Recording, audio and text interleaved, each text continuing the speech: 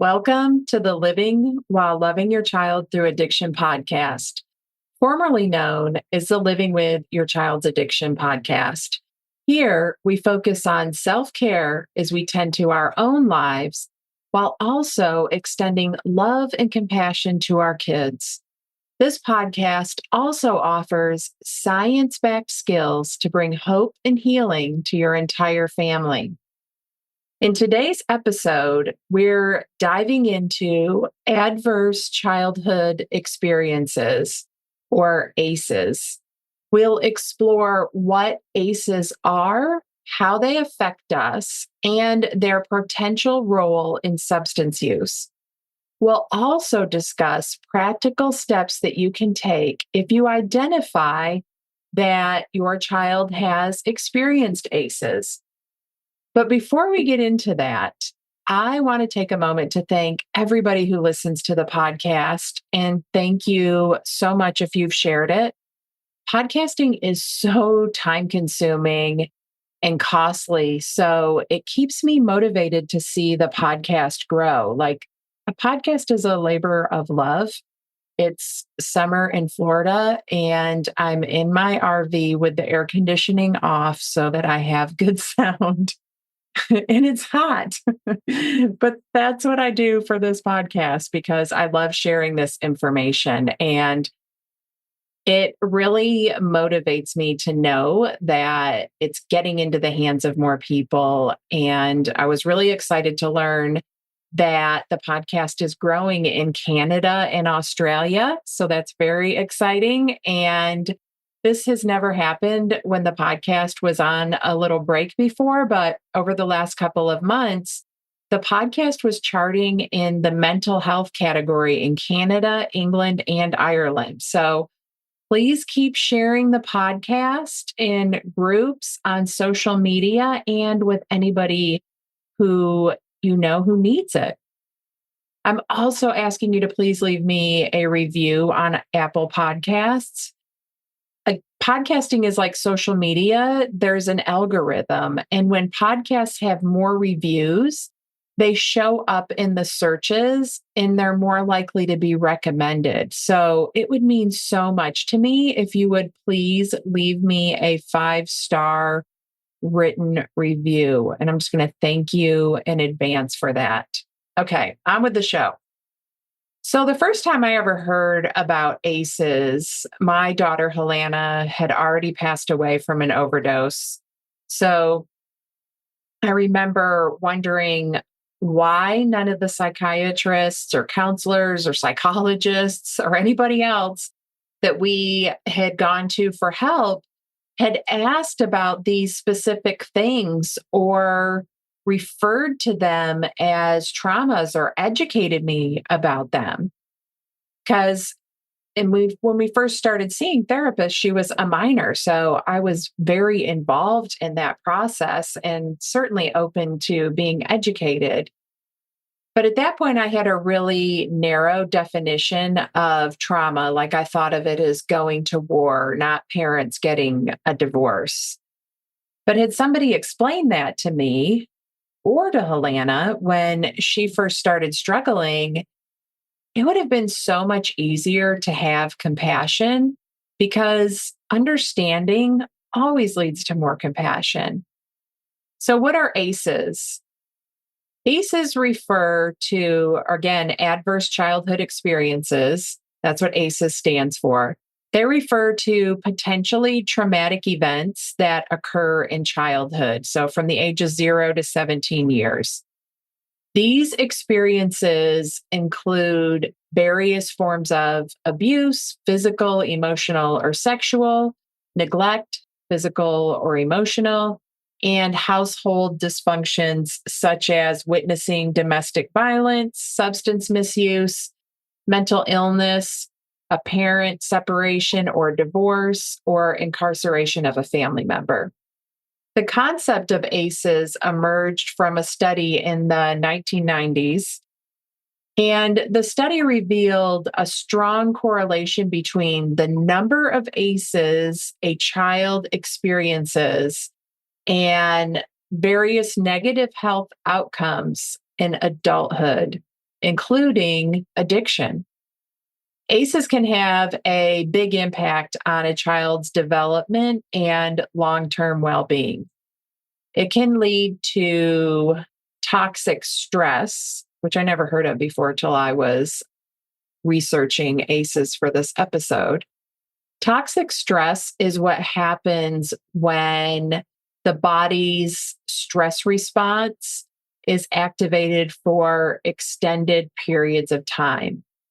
And that can lead to wear and tear on the brain and body, which then can impair cognitive functions, emotional regulation, and social interactions. Children with a higher number of ACEs are more likely to struggle with issues like depression, anxiety, and behavior problems. As they grow older, these unresolved issues often manifest into unhealthy coping mechanisms, including substance use. The emotional pain and stress that is caused by ACEs can drive people to seek relief through drugs or alcohol, which we know temporarily numbs their distress, but can lead to addiction. Here is a list of events that are considered to be adverse childhood experiences or ACEs. The original ACE study identified 10 types of childhood adversity, and those fall into 3 categories, which are abuse, neglect, and household dysfunction. So there are a total of 10 ACEs in these 3 categories. Category 1, abuse. Number 1 is physical abuse, being physically hurt or injured by a parent or other adult in the household. Number 2 is emotional abuse, regularly being insulted, humiliated, or made to feel afraid by a parent or other adult in the household.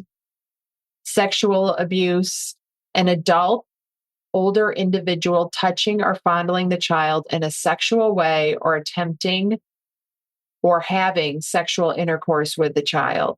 I want to go back to number 2 because the emotional abuse, regularly being insulted, humiliated, or made to feel afraid by a parent or other adults in the household. I think that just because we don't think they should be afraid doesn't mean they aren't. So what I noticed in missing some of these things with my daughter was looking at things through my adult lens and my life experience and how I thought she should experience life versus how a child actually experiences life.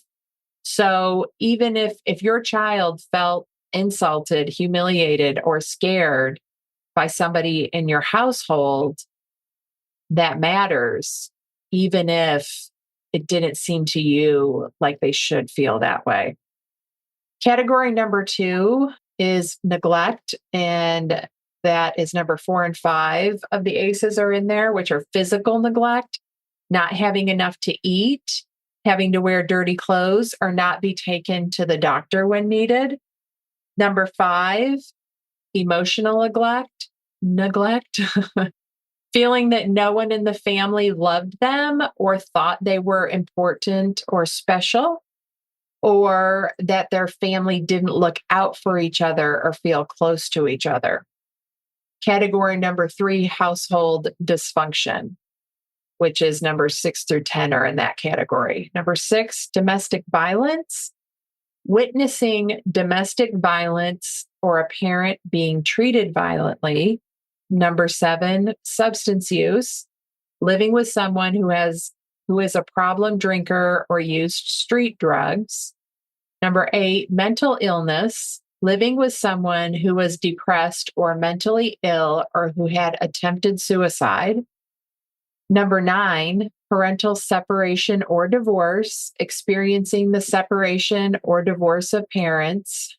And number 10, incarceration, having a household member who was incarcerated. So the effects of these ACEs are cumulative. The more ACEs that a child experiences, the higher the risk is for various negative health outcomes, including mental health issues, chronic disease, and substance use disorders. So, understanding these experiences can help address and minimize their long term effects. So, here's a summary of the health and behavior risk by number of ACEs. So, if a child had 1 to 3 out of the 10 ACEs that I just read off to you, this is their risks. Mental health, increased risk of depression, anxiety, and other mental health issues. Higher likelihood of smoking, alcohol use, and experimenting with drugs. Elevated risk of conditions such as asthma, heart disease, and diabetes. Greater chance of experiencing learning and behavior problems in school, including attention deficit hyperactivity disorder or ADHD. Increased likelihood of experiencing chronic pain and frequent headaches. So that's kids that have 1 to 3 ACEs, or this can be into their adulthood after they experience this in their childhood. So someone who has 4 to 6 out of 10 ACEs, and this is where Helena fell because she had 6 out of 10, possibly 7 that I can recall, but I feel confident that she had 6 out of 10. Substantially higher risk of serious mental health issues, including depression, anxiety, PTSD, and suicidal ideation. Significantly increased risk of substance use and dependence, including heavy alcohol use and illicit drug use. Higher likelihood of developing multiple chronic diseases such as cardiovascular disease, liver disease, and autoimmune disorders. Increased risk of severe behavior problems, delinquency, and involvement with the criminal justice system. And greater risk of obesity, diabetes, and sexually transmitted infections. So that's kids who have had 4 to 6 out of the 10 ACEs. And then kids who had 7 out of 10 were extremely high risk of severe mental health disorders, including major depression, severe anxiety, PTSD, and suicidal behavior. Very high likelihood of chronic substance use, addiction, and overdose. Substantial increase in the risk of life-threatening chronic diseases and a higher likelihood of multiple comorbid conditions. Severe behavioral problems, including violent behavior, chronic school absenteeism, and ongoing involvement with the criminal justice system. Increased mortality risk and significantly reduced life expectancy, higher rates of diseases like cancer, heart disease, and chronic lung disease. The original ACE study and subsequent research have documented that as the number of ACEs increases, so does the risk of experiencing those negative outcomes I just shared with you. Remember, it's cumulative. So here are a couple of more findings about that. Kids with 4 or more ACEs are 4.6 times more likely to experience depression compared to those with no ACEs. Individuals with 7 or more ACEs are 30 times more likely to attempt suicide than those with no ACEs.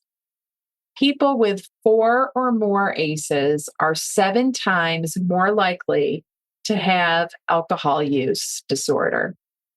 Those with 6 or more ACEs are 46 times more likely to be injection drug users. Individuals with 4 or more ACEs have significantly higher risk of chronic disease like heart disease, diabetes, and cancer. As I was researching for this episode, I was mainly thinking about Helena and the ACEs that she experienced and just all of these memories coming up and all of these things making sense. But then I thought about I experienced just as many ACEs as she did.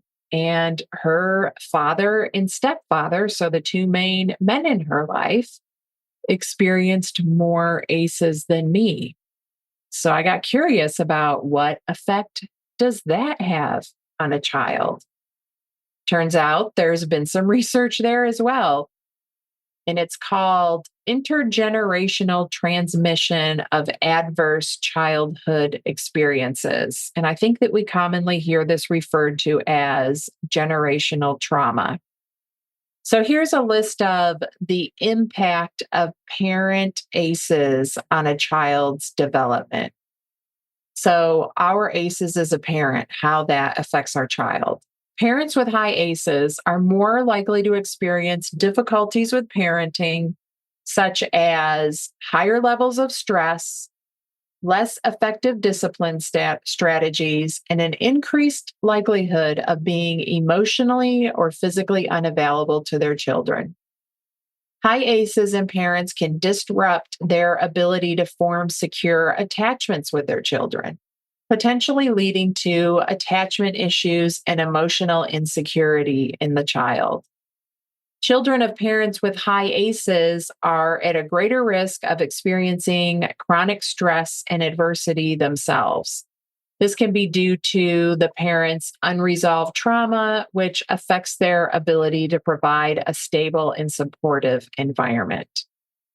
They are at increased risk for developing mental health issues such as anxiety, depression, and behavioral problems, partly due to the parent's own struggles with mental health and stress.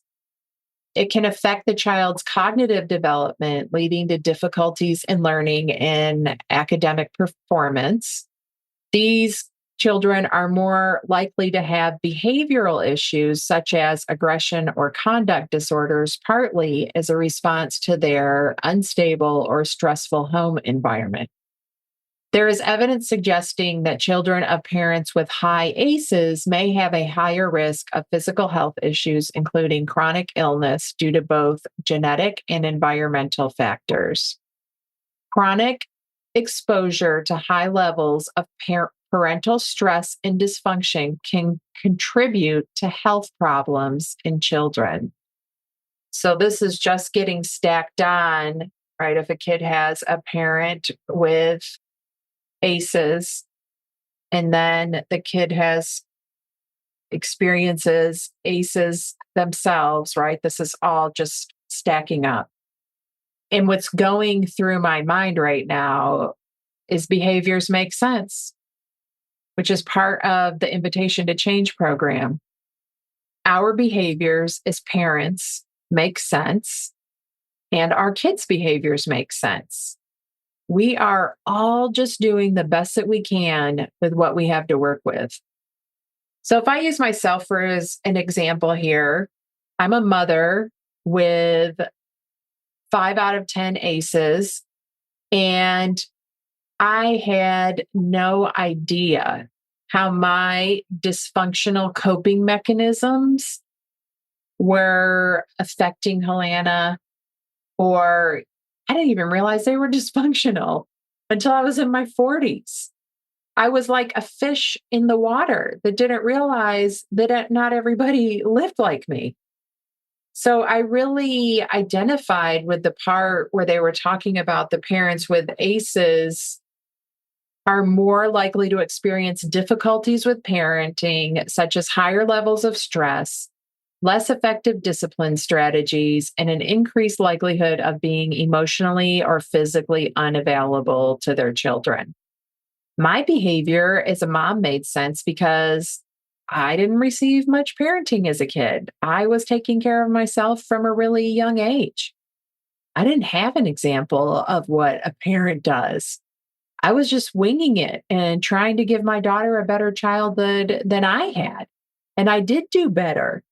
I did better, but there was still a lot of dysfunction in my home and in my marriages.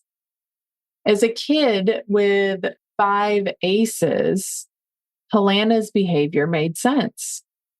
She had a substantially higher risk of serious mental health issues. Actually, I think she had six. Sorry, I just said five, but I meant six. She had substantially higher risk of serious mental health issues, including depression, anxiety, PTSD, suicidal ideation, substance use, behavior issues, and comorbidities. So she had a substantially higher risk of all of those things and experienced all of those things. I knew that genetically, Helena had an increased risk of addiction, but I really believe that I could outparent it. And maybe I just needed to believe that. But I believe that I could be a good enough mom to overcome all of these obstacles.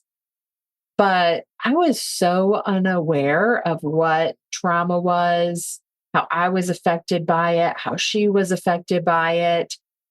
I just didn't have the skills that I needed. I didn't even know what I didn't know at that time. I was numbing my emotions all kinds of ways, like overworking, drinking. I had zero emotional intelligence. I was physically disconnected from my emotions. I was capable of really cuddling for a long time. I mean, I had held Helena and rocked her and all that stuff when she was a baby. But as she got older, I struggled to really just sit still for long periods of time. And I needed to be busy all the time because I didn't know how to just be present with how it felt to just sit there. It was uncomfortable for me. And I was aware of these things about myself, but I had no idea how big of a problem they were or what to do about them.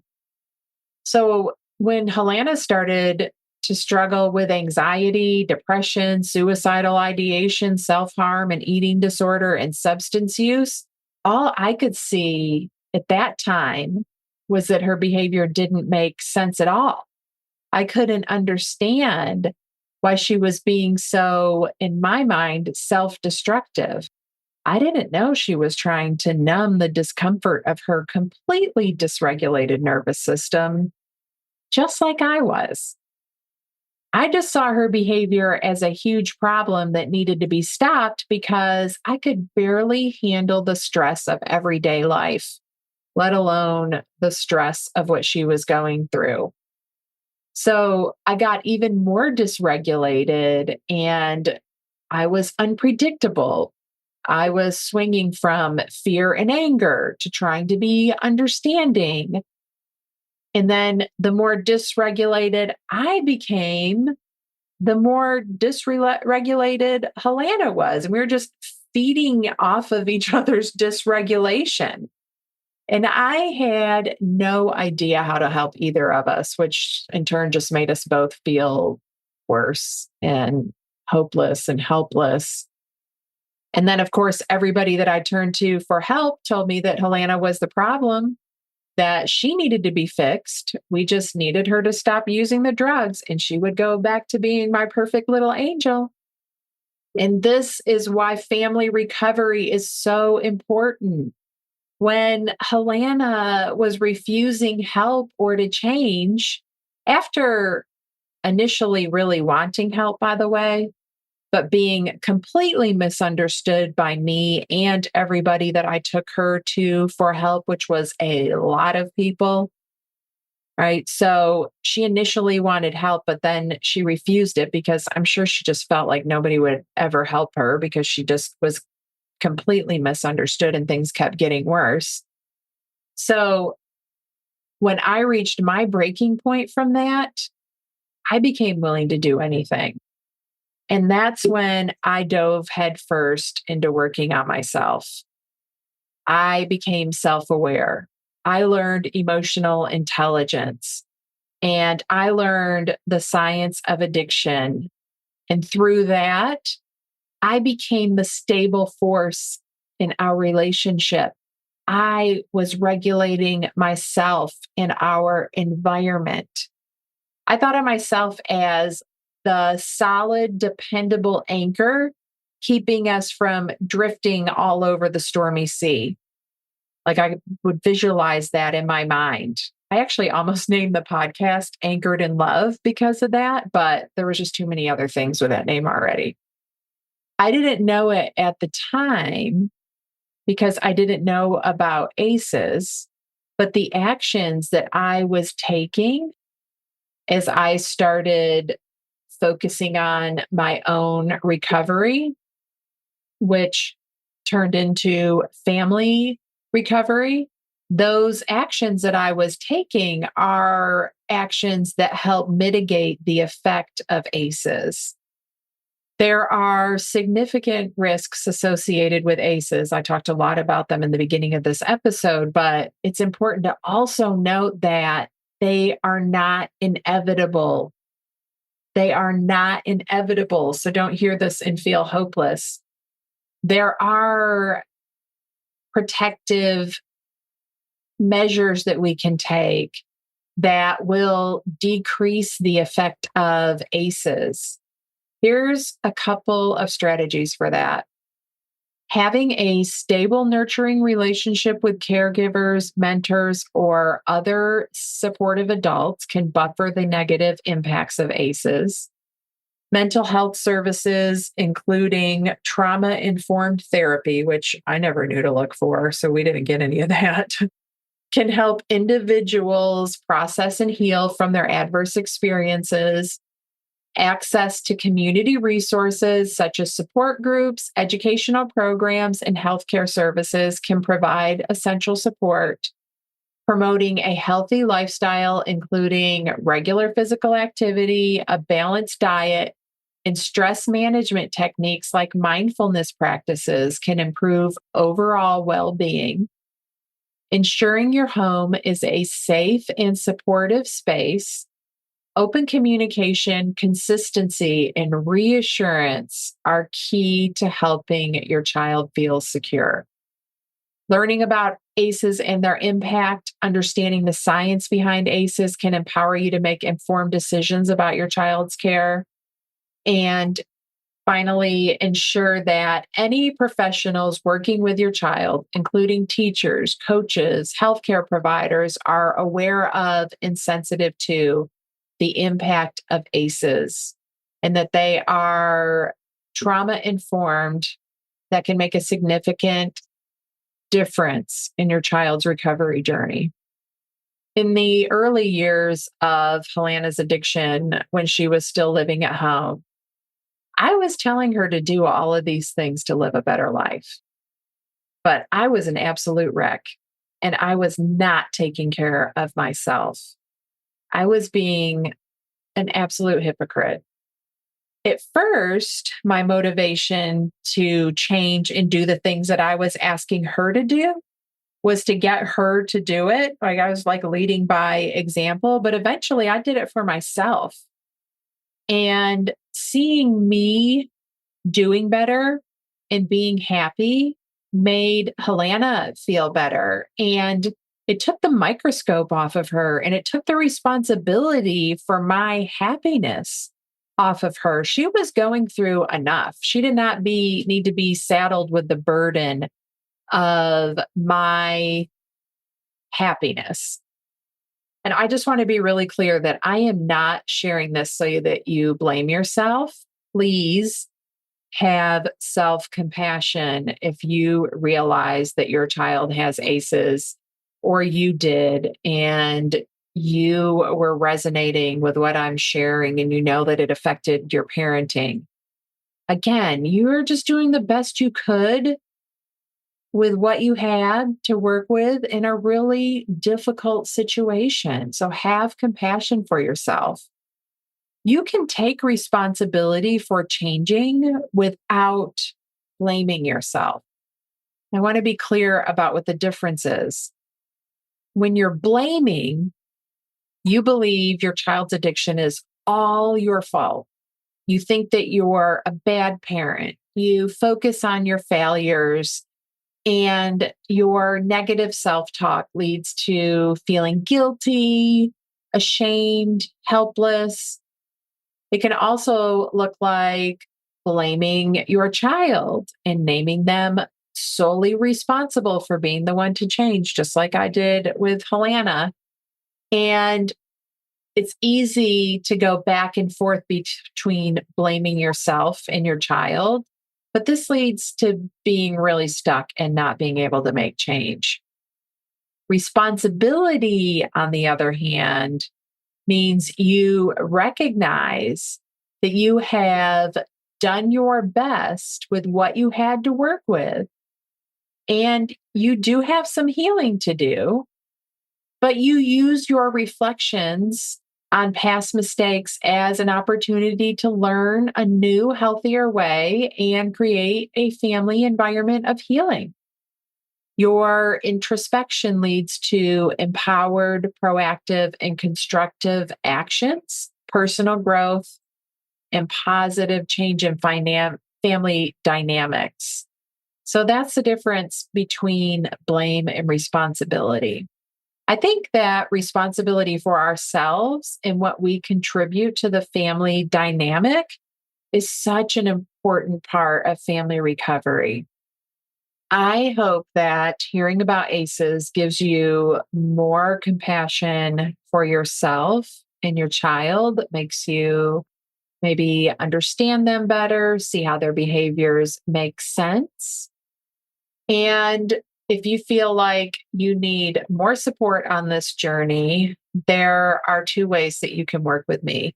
You can join the Peace of Mind group coaching program for mothers. The link to the waitlist is in the show notes. If you sign up for the waitlist, you get early access to enrollment and you get a discount.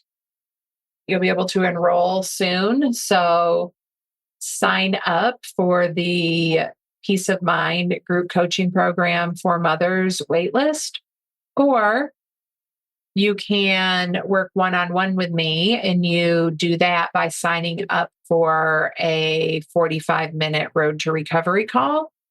Completely non-judgmental place where you get individual support and guidance, and you get to experience what coaching is like and how I can help you. So, and you get a chance to ask me questions as well.